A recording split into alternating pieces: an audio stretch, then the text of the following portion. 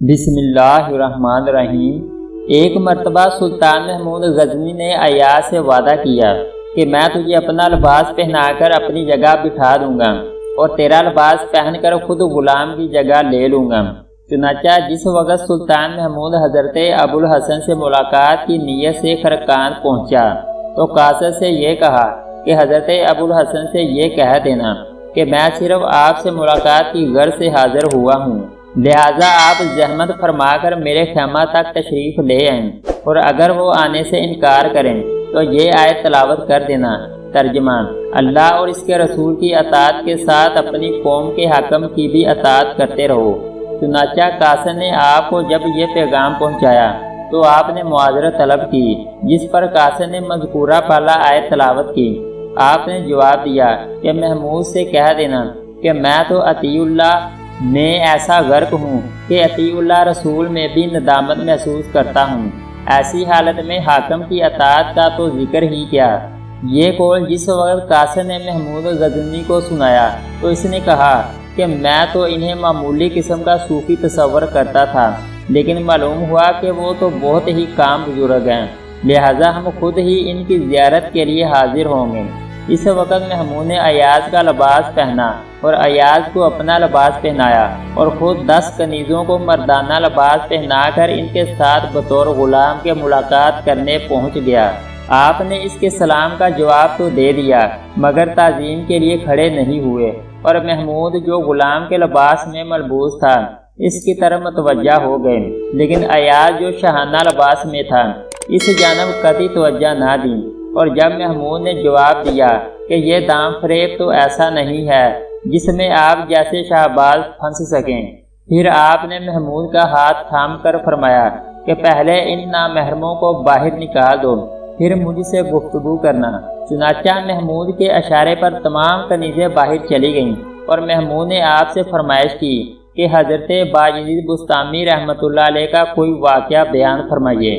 آپ نے فرمایا کہ حضرت باجید بستامی کا قول ہے کہ جس نے میری زیارت کر لی اس کو بدبختی سے نجات حاصل ہو گئی۔ اس پر محمود نے پوچھا کہ کیا ان کا مرتبہ حضور صلی اللہ علیہ وآلہ وسلم سے بھی زیادہ بلند تھا، اس لیے کہ حضور کو ابو جہل، ابو لہب جیسے منکرین نے دیکھا، پھر بھی ان کی بدبختی دور نہ ہو سکی۔ آپ نے فرمایا کہ اے محمود، ادب کو ملحوظ رکھتے ہوئے اپنی ولایت میں تصرف نہ کرو، کیونکہ حضور اکرم صلی اللہ علیہ وآلہ وسلم کو خلفائے اربعہ اور دیگر صحابہ کرام کے سوا کسی نے نہیں دیکھا، جس کی دلیل یہ آیت مبارکہ ہے۔ ترجمہ: یعنی اے نبی، آپ ان کو دیکھتے ہیں جو آپ کی جانب نظر کرتے ہیں، حالانکہ وہ آپ کو نہیں دیکھ سکتے۔ یہ سن کر محمود بہت محظوظ ہوا، پھر آپ سے نصیحت کرنے کی خواہش کی تو آپ نے فرمایا نواحی سے اجتناب کرتے رہو، باجماعت نماز ادا کرتے رہو، ثقافت و شفقت کو اپنا شعور بنا لو۔ جب محمود نے دعا کی، درخواست کی تو فرمایا کہ میں اللہ سے ہمیشہ دعا کرتا ہوں کہ مسلمان مردوں اور عورتوں کی مغفرت فرما دے۔ پھر جب محمود نے عرض کیا کہ میرے لیے مخصوص دعا فرمائیے تو آپ نے کہا کہ اے محمود، تیری عاقبت محمود ہو۔ اور جب محمود نے اشرفیوں کا ایک توڑا آپ کی خدمت میں پیش کیا تو آپ نے جو کی خشک ٹکیا اس کے سامنے رکھ کر جواب دیا کہ اس کو کھاؤ۔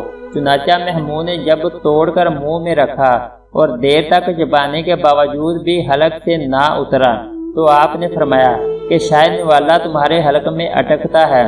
اس نے کہا ہاں، تو فرمایا تمہاری یہ خواہش ہے کہ اشرفیوں کا یہ توڑا اسی طرح میرے حلق میں بھی اٹک جائے، لہٰذا اس کو واپس لے لو، کیونکہ میں دنیاوی مال کو طلاق دے چکا ہوں۔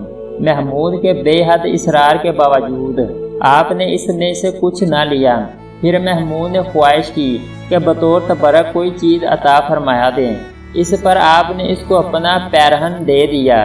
پھر محمود نے رخصت ہوتے ہوئے عرض کی کہ حضرت آپ کی خانقاہ تو بہت خوبصورت ہے، تو فرمایا کہ اللہ نے تجھے اتنی وسیع سلطنت بخش دی ہے، پھر بھی تمہارے اندر طمع باقی ہے اور اس جھونپڑی کا بھی خواہش مند ہے۔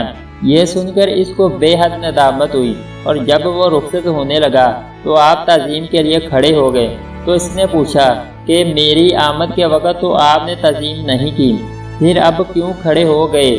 فرمایا اس وقت تمہارے اندر شاہی تکبر موجود تھا اور میرا امتحان لینے آئے تھے، لیکن اب عاجز و درویشی کی حالت میں واپس جا رہے ہو اور خورشید فقر تمہاری پیشانی پر رخشندہ ہے۔